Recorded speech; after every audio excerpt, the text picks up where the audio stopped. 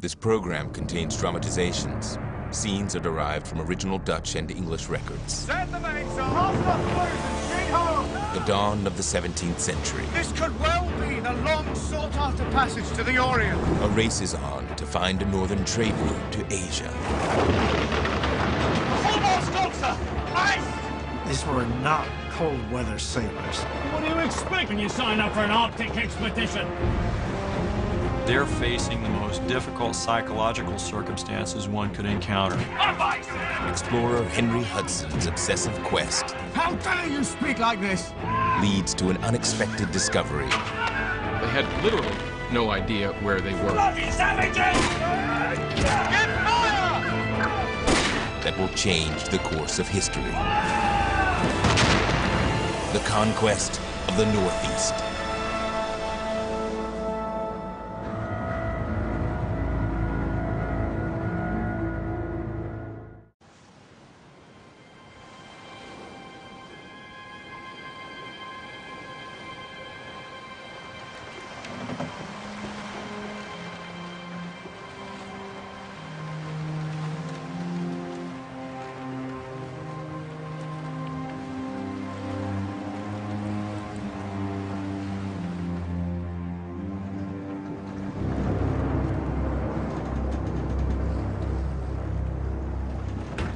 Let me reason with the master.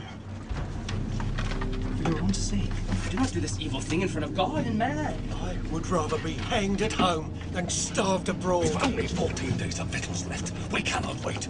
If the master will not make a decision, we shall make a decision for him. Nay, you must not bear it. You will not join us. Best keep out of the way. What is the meaning of this? Get it?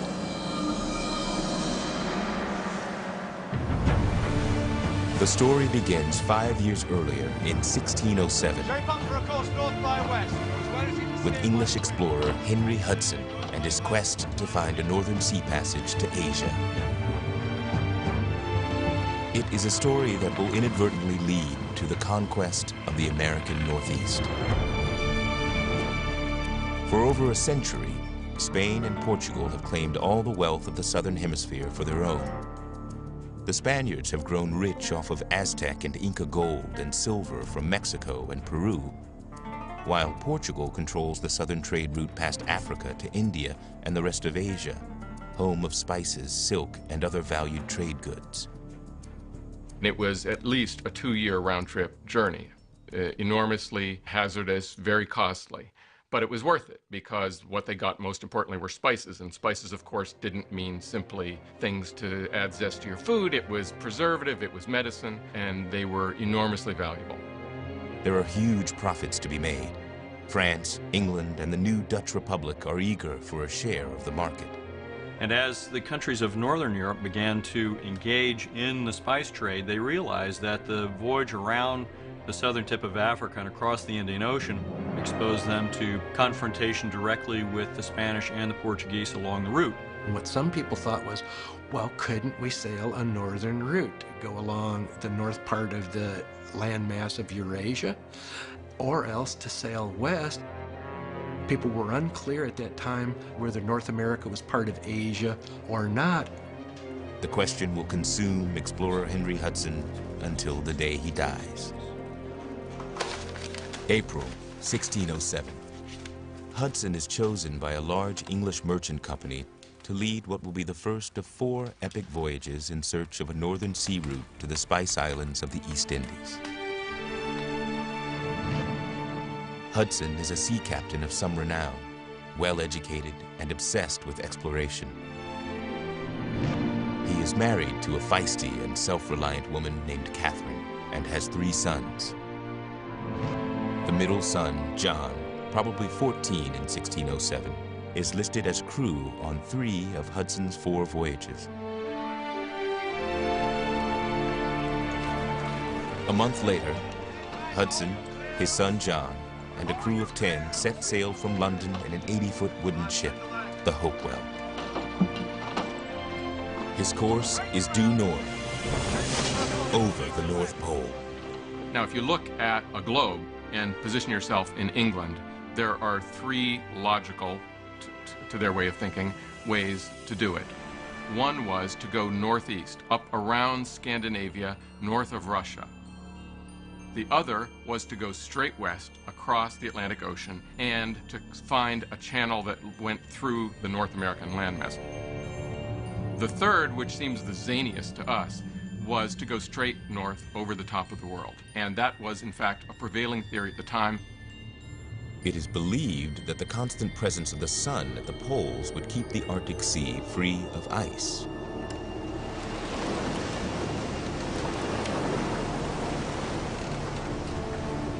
Hudson is the first explorer to test the polar route.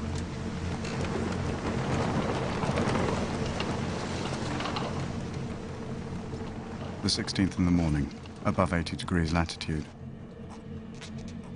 This morning we saw that we were compassed in with ice in abundance. I hoped to have had a free sea between land and the ice, and meant to have compassed this land by the north. But now, finding by proof it is impossible, I'm forced to return. I can assure at present, by this way there is no passage.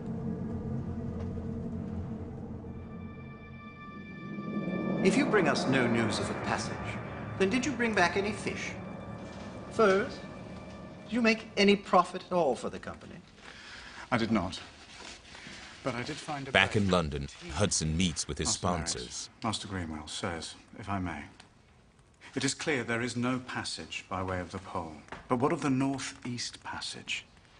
If I can sail through the Northern Sea, I am sure I can find a navigable river that will take me to Cathay. If the sea prove inhospitable, I believe there could be a strait through the island of Nova Zembla. Would the company consider financing a new expedition in the spring? We will take it under consideration, Master Hudson. It will be a matter for the board of directors. Thank you.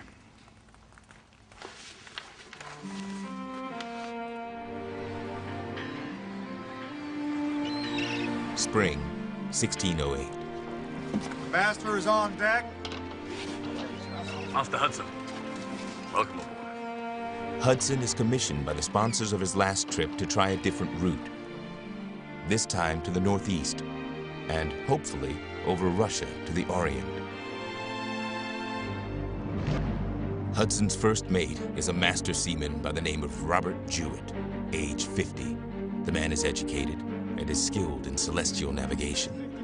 His first mate is a very critical role here. Without a good, competent first mate aboard the ship, it's very difficult for the captain to keep up with the load of responsibilities that have to be met. Have you belayed that brace yet? What are you waiting for? Do it! But although Jewett has valuable skills, he's also described as cynical and dangerous.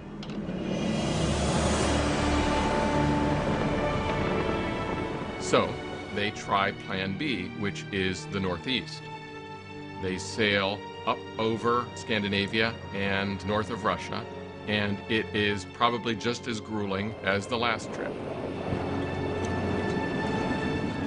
May 5 and 20th. The wind at east-northeast. My carpenter was taken sick, and so doth yet continue. And 3 or 4 more of our company was inclined to sickness, I suppose by means of the cold. Most of these were not cold weather sailors. These were farmers. These were people who were picked out of the bars and the waterfront when the ships needed a crew. When they met with the hardships, these poor men couldn't take it. 3 months later, they reach the strait that Hudson has pinned his hopes on. Shall I give the order to turn back, sir? No. We'll not go back empty-handed. We'll change course and sail northwest. It is late in the season to be heading northwest, sir. If the winds be favourable, as they have been, we'll make it there and back in good time. Aye, sir.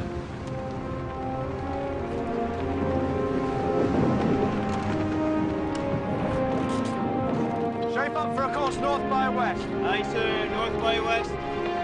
Hudson orders his weary crew to set a course toward America. His destination? An area above Arctic Canada as yet largely unexplored. But his men have other ideas. Headed northwest with winter set to me. Take command of the ship? I'll not starve to death on this ship. The crew of the Hopewell is ready to take matters into their own hands.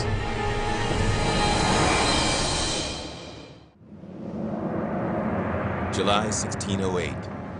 Henry Hudson leads his tired crew toward Arctic Canada in search of a northwest passage. To the north and east, he's been turned back by ice. Now, as he heads west, his crew grows restless. I'll not starve to death on this ship. The Hopewell never completes its journey west.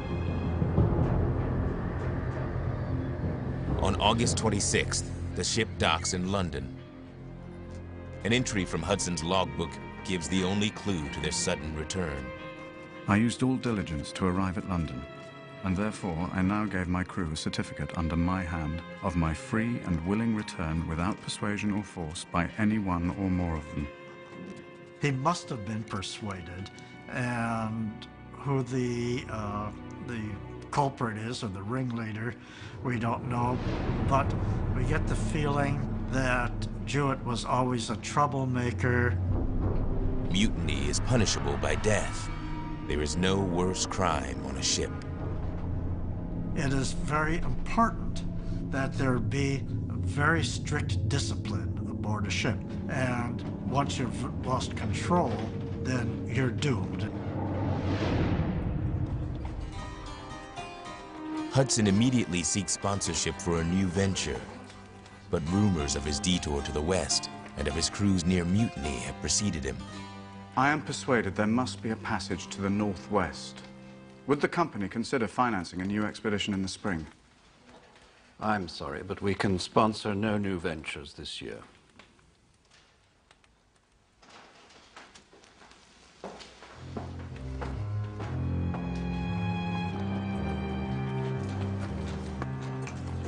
Henry, will you not eat?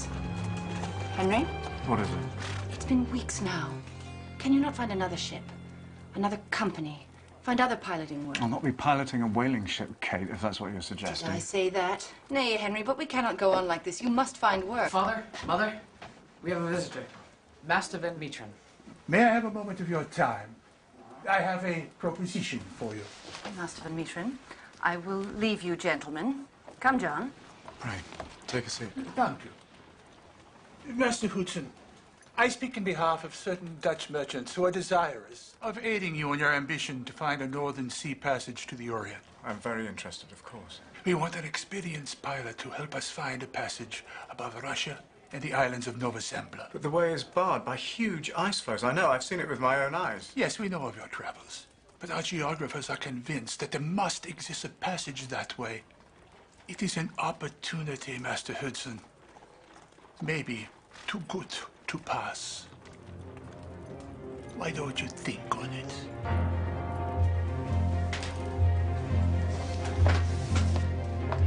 Hudson finally agrees to make the trip to Amsterdam. The Dutch Republic, ruled by Spain, has spent the last 30 years fighting for independence. Now, a truce has been signed, and the new nation is intent on commercial success. The Dutch, with their efficient methods of production, their efficient methods of management, just exploded onto the economic scene. The Dutch East India Company, with its fleet of 40 ships and some 5,000 sailors, is on its way to becoming the largest, richest, and most powerful company in the world. They now want to expand. If there is a northern route, they want to be the ones to find it because whoever else finds it is going to co-opt them. November 1608. Hudson meets with the company directors. Meine Herren Directors, it is my firm conviction that the passage you seek lies to the northwest, not the northeast as you suppose. The venture would carry no more risks than an expedition to the northeast, but I suggest that the rewards would be just as great, if not greater. But I would need your answer soon if I'm to set sail in spring. We hebben Master Hudson gehoord. Wat denken we ervan? Volgens mij zijn de plannen van Master Hudson niet goed voor de wind. Waarom niet? Unable to agree on which direction to explore, the company directors put off making any decision until their next meeting at the end of March. Hudson must wait 5 months to hear if he will get a ship and where he will be sent. But one country's hesitation creates an opportunity for another. France's explorations in the New World have yielded little profit. An alternate route to the East Indies is far more attractive. What Hudson represented was the opportunity to move into another arena. His destination was the Spice Islands. The French looked at this as an opportunity. The powers throughout Europe were keyed into him. He was a Bill Gates kind of figure in that people around Europe thought he was someone who knew which way the future lay, and they wanted to join up with him. The French ambassador to the Dutch Republic, Pierre Genin, is intrigued by Hudson's plan. He maintains that there must be in the northern parts a passage corresponding to the one found near the South Pole by Magellan. This whole voyage, both out and home, can be finished in 6 months. But news of France's overtures to Hudson soon reached the Dutch.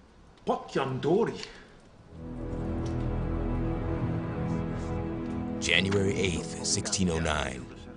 The company directors summoned Hudson to an emergency meeting. Master Hudson, we have decided to sponsor your venture on one condition. You are to think only of discovering the route to the north of Nova Zembla. And the ship will be ready by the spring? By April, yeah. I accept the terms. He's doing it because he's got to be captain of a ship. Thank you, mein Herren directors. You will not be disappointed.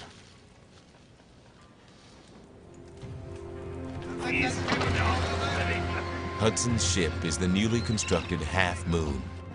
His crew of about 18 consists of English and Dutch sailors.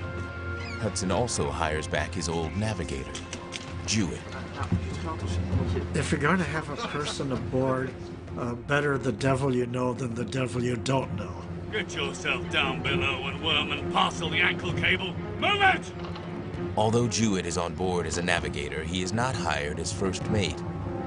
A Dutch East India Company representative will outrank him. Cast off your bunts and crew! In spring, the Half Moon set sail from Amsterdam. It is the start of a journey that will earn Hudson the glory he hopes for, but in a way he would never expect.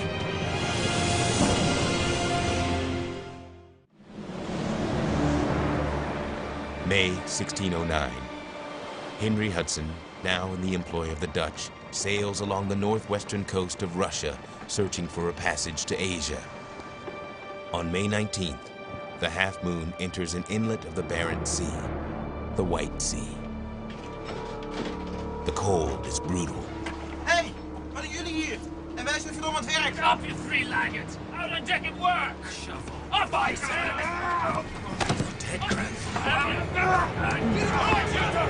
Bring it up! You three, on deck! You two are confined to corners. Sir, they stay below and will not work. What is the cold, sir? Well, what do you expect, Carter, when you sign up for an Arctic expedition? Hudson is aware of his crew's frustration. He also knows that if he continues to push ahead into ice-filled waters, this journey will fail, just like the last two. I heard Carter say if he had £100, he'd give 90 of it to be home right now. I tell you, Captain, the crew can't take much more of this. But our charter is very clear. You would have us continue on through a sea of ice till we be crushed. Before that happens, I'll commandeer the ship myself and take her home. Jewett, watch your tongue, man. Then we must return to Amsterdam. Your employers will not like it if we return empty-handed. What do you propose?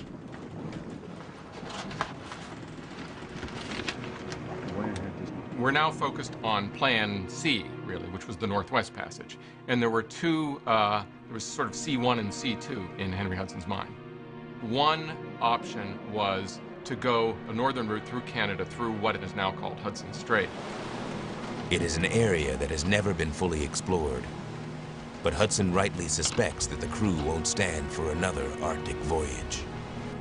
However, there was another plan, which was apparently put in Hudson's mind by his friend, John Smith.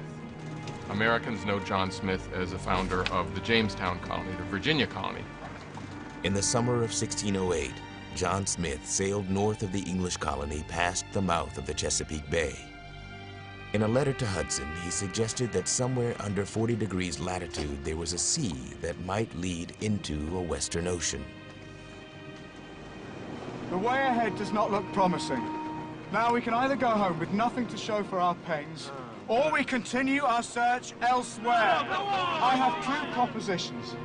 To sail northwest by Greenland and explore Davis's Straits. Go to the coast of America to the latitude of 40 degrees.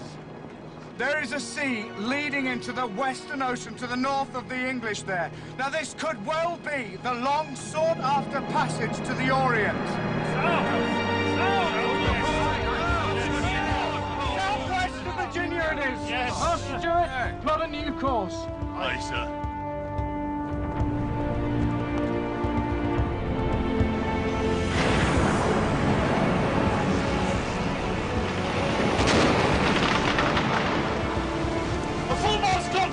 And the sail!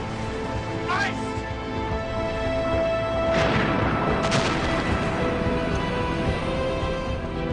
With one mast down, Hudson is forced to head for what is now New England for repairs.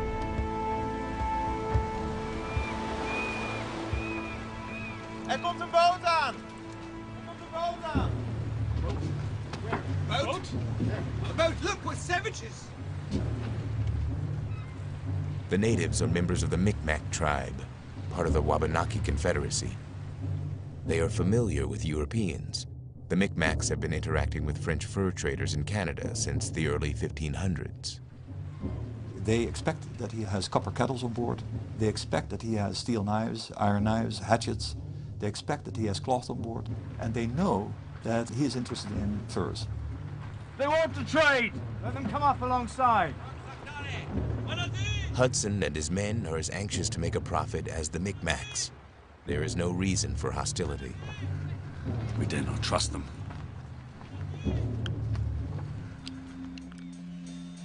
Three days later, the Half Moon is anchored close to shore to make much-needed repairs.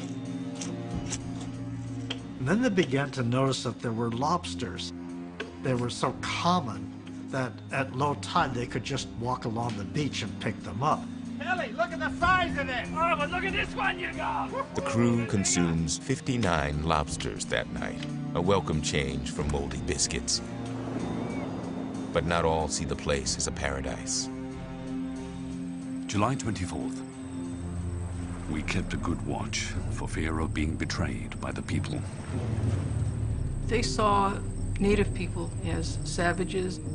Their intent was to come in and take the resources by force. They had to dehumanize native people in their own minds in order to get to that goal.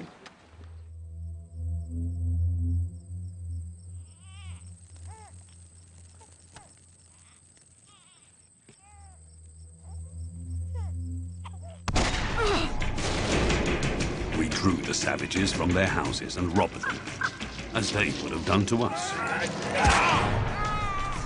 Grab the force! Move it! Back to the cellar!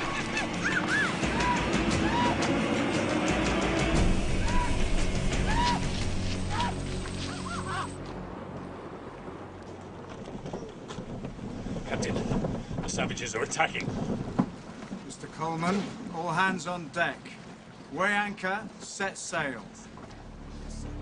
All hands on deck! Weigh anchor! Set sail! The Half Moon leaves the Maine coast heading south toward the Virginia colony to begin its search for a strait leading into the Pacific Ocean. On August 27th, after battling a succession of gales, the ship enters the Chesapeake Bay. But the sea that seemed so promising is dangerously shallow. Hudson continues north. Shape up for a course north by west. The next day, they reach what is now Delaware Bay. They are the first Europeans to enter it. Mr. Jewett, sounding. It's too shallow, sir. It's only 2 fathoms. Bring the ship about. We'll continue northward. Aye, sir. Clearly, the entrance to what we now know as the Delaware Bay was not the entrance to a cut through the North American continent. So Hudson continues right on up the coast.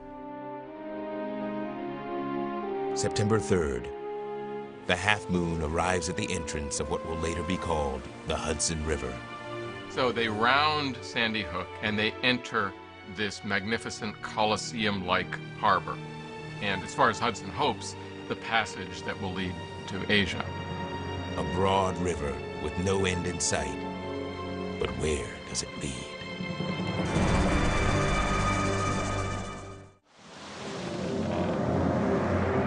Six months after leaving Amsterdam, Henry Hudson and the crew of the Half Moon arrive at the mouth of what will one day be called the Hudson River. He is not the first European to see it, but he will be the first to explore it. Giovanni de Verrazzano, sailing for France, discovered New York Harbor in 1524. Esteban Gomez, sailing for Spain, visited a year later. Yet neither explorer went far upriver, and neither country followed up on their discoveries.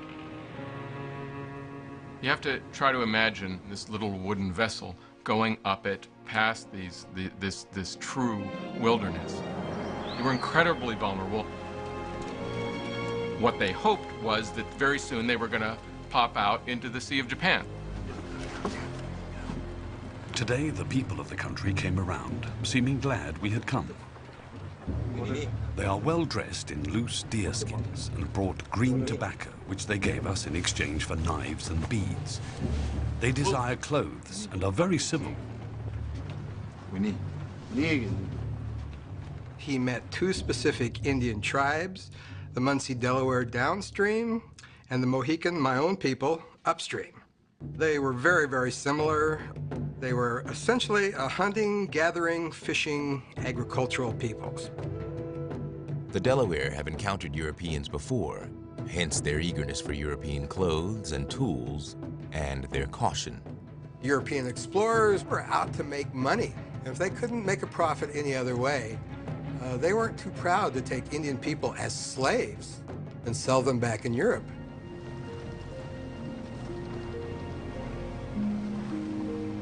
It was fair weather in the morning, and our master sent John Coleman with others over to the northern side to sound the river. The Hudson had a lot of promise. For one thing, it's a tidal river, which means that it's salt water for much of its course. They described it as a mile wide and deep. 20 fathoms, and in a good anchorage.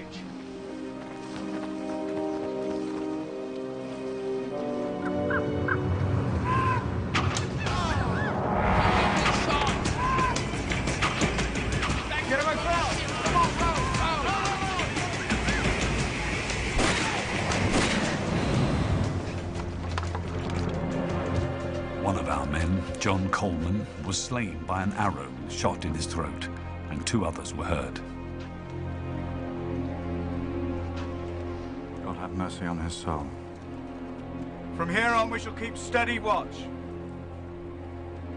Cover him up.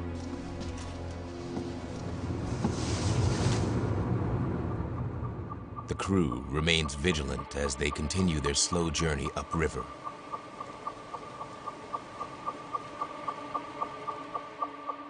It isn't until the Half Moon leaves Delaware Indian Territory that they begin to relax.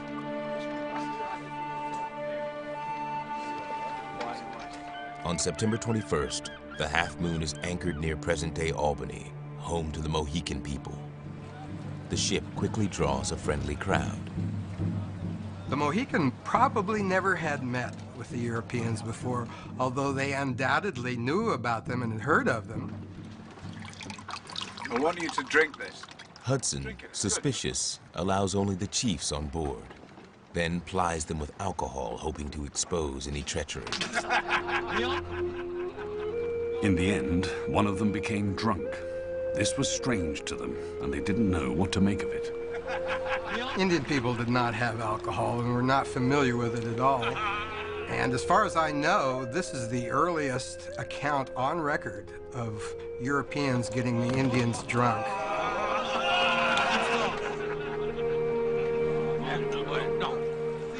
Hudson persuades the others to leave their sleeping companion behind. Even with us.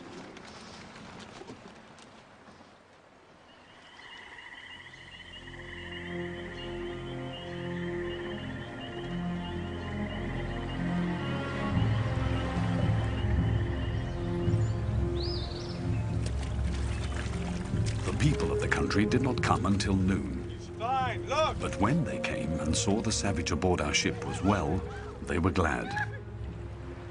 But Hudson has other concerns. The river has been getting narrower. From his anchorage near Albany, he sends out the ship's boat to see if it widens further up. Report sounding. 1 fathom, sir. Master Hudson, we can't go any further. The risk is too great for the ship. We've been grounded twice already.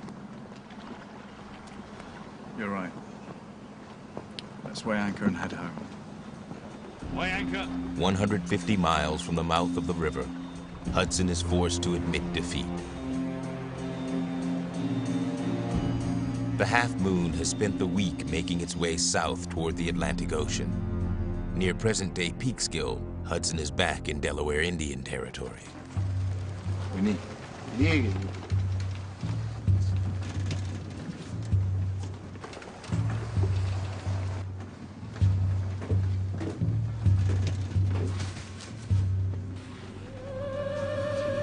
Savage!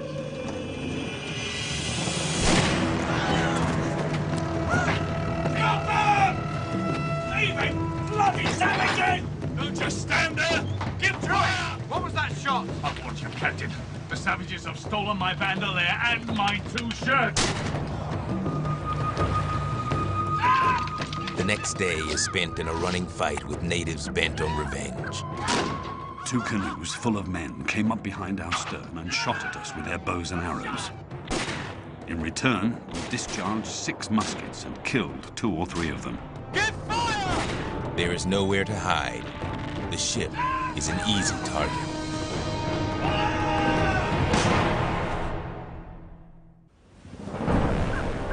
On Hudson's return journey downriver, the Half Moon is ambushed by hostile natives. But the Indians' bows and arrows prove no match for the ship's cannons. On October 3rd, the Half Moon and its crew safely reached the Atlantic Ocean. Now Hudson is faced with a choice: to winter in the New World and keep searching for a passage to Asia the following spring, or return to Amsterdam and face defeat. We should be overwintering in Newfoundland. We haven't enough provisions to last us the winter. I vote we go home to England now, sir. Leave the Dutchmen here. England, yes, but Amsterdam, not. Not yet. We must find something first. The next day, the Half Moon sets a course for England. If Hudson can avoid Amsterdam and spend the winter at home, he will be able to sail to America in the spring. Clearly going back, his mind is already on the last hope, and that is this northwest passage that would be above Labrador. A month later, Hudson lands in Dartmouth, England. 1,500 florins should be laid out for an additional supply of provisions. Here, he writes a letter to the Dutch East India Company asking for money to refit the ship for a new expedition. The letter sent, Hudson settles in for the winter on board ship with orders to his crew to keep quiet. Tell me, what's this like? Despite his orders, Hudson's crew boasts about New World discoveries. Rumors quickly spread, all the way to the King of England. Master Hudson, we have visitors. Master Hudson, you, Master Henry Hudson, are forbidden to leave these shores by order of His Majesty's government. Forbidden? But why? It is His Majesty's will that you and the English sailors in your company remain in England and serve your own country. Master Hudson, if you will. The English seize Hudson's charts and logbooks, information rightfully owned by Hudson's investors, the Dutch East India Company. The English would have been very interested in his charts especially. These were the road maps that they went by. and any new bit of information was invaluable. De Engels. Wat een recht hebben ze. Ze hebben de kaart gehad. Allemaal hebben ze gehouden.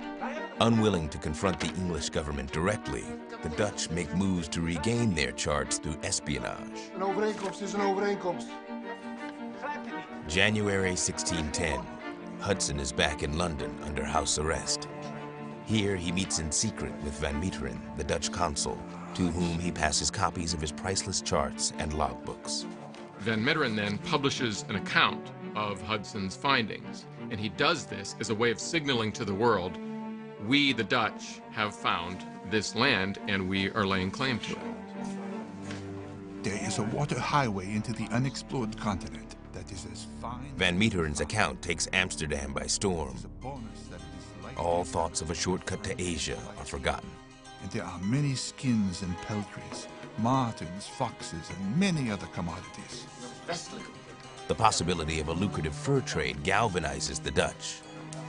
From here on, they will shift their trading activities to the New World. America will become not just an obstacle on the road to Asia, but a destination in its own right. Hudson, the one obviously who brought that about and made it happen, never took his eyes off of his holy grail, which was finding the Northern Passage to Europe. And he went right back to work, and in fact what he did was he convinced 3 young, wealthy aristocrats to fund his next voyage. April 1610. Come on, step lively now. Hudson's new ship, the Discovery, is the largest ship he has commanded to date. That's up. This time, for the first time, he is given not only permission, but the ship and the directive to go where he wants to go, the Northwest Passage. Step lively. He hires 22 crew members, including his son John, All those closer together. Robert Jewett as first mate, and a new protege, Henry Green. What are you looking at, old man? Don't you old man me. You'll keep your nose out of my business if you know what's good for you. I said closer together! April 22nd, the Discovery sets sail. All the other options have been exhausted. The last remaining hope for the vaunted alternate route to the Spice Islands is the voyage above Labrador. Nearly 5 months later, after a long and arduous voyage, the Discovery enters what we now know as Hudson Bay. This is as wide and clear a sea as I have ever seen. This is it, without a doubt. This is the passage! An extra ration of beer all round! There is all indication that they have found the Northwest Passage. The strength of the flow of the tide, the fact that there is no land on the horizon whatsoever. But Hudson does not immediately turn around and go back to England to announce his discovery, nor does he continue sailing west to prove the passage. Instead, he sails south. By September, the crew's excitement has turned to concern. Hudson, without explanation, has led them 610 miles into the southernmost tip of the bay, James Bay. If he's looking for a shortcut home, he has failed. And with the onset of winter, they are now facing disaster. Already you can see indicators in the log that this is a man who is in a different state of mind than he had been in previous voyages. Father? Father? Father, will we be home by Candlemas? No, lad. We'll be in Java by Candlemas. In Java? We're more likely to starve to death in this barren place rather than see Java by Candlemas. Men! The captain's gone mad. Stark raving mad. Unless we turn this boat about, will none of us see England again. Silence, man! How dare you speak like this? I'll speak as I see fit if it will save us. Green! King, hold him! Mutiny is a hanging offence, and I will not have mutiny on this ship!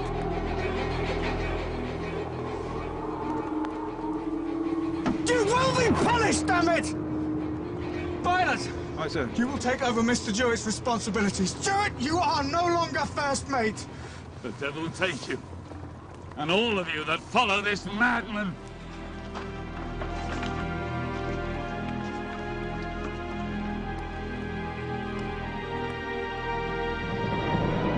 By the end of October 1610, the Discovery is grounded on the ice in James Bay. 6 months pass. They're locked up on this ship, stuck in this pack ice. Over the course of a winter, they're facing the most difficult psychological circumstances one could encounter. By spring of the following year, the ice begins to break up. The crew is eager to head home. But provisions have all but run out. You do well to make the portions smaller, Green. I fear that the men would eat it all. They won't be able to govern their hunger. Aye, sir. Would that be thin enough, sir? Do as you will. I'll be in my cabin. Aye. With his own stash of victuals, no doubt. They felt that Hudson was squirreling away food for his own private use. June 22nd, 1611. Mutiny. What is the meaning of this? You will find out soon enough. Get in. Move it. You're going in with the master too. We don't have victuals for the sick and the weak. Druid will overthrow you all! No, 'tis the villainy of Henry Green. Cast them off!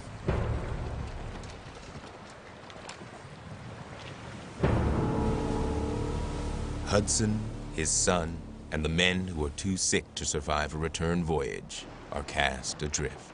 Sheet home and bear away! He's not going to make it all the way back across the Atlantic in that little shallop. He's aware that he's doomed. He had failed in his lifelong quest.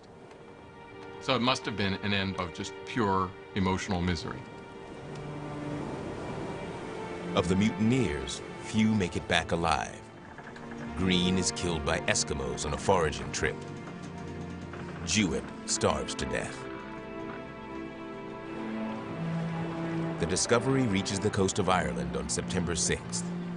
The survivors announce that they have found the Northwest Passage to the Orient. Their lives are spared. England has a few months of high hopes. But a new expedition in 1612 exposes the truth. Hudson found a great bay, but he did not find a passage to the Orient. You couldn't call it a failure, really, because what he did was to prove by negation what couldn't be done. He was one of these people on whom the world pivots as it moved from the era of the Renaissance really to the modern world, and as the Europeans shifted their focus onto America. Hudson's exploration of the river that would be named after him opens the door to the Dutch conquest of the Northeast and to the colony of New Netherland. In 1624, the town of New Amsterdam is founded in what is now New York City. In 1664, the English came in and took over, and as far as American history has always been concerned, that was really the beginning of the history of the region. In fact, the Dutch system stayed in place. New York City's charter still is the Charter of New Amsterdam, 1653. For the native inhabitants, Hudson's voyage brings the beginning of the end. Within a few years of his 1609 voyage, 90% of native peoples on the river died of epidemic disease, which they apparently got from Hudson or from a subsequent trading vessel. We still exist today, but at the time, we were just swept aside from history. The American Northeast. It would be forever changed by Hudson's explorations. Yet he died unaware of the new world he helped create.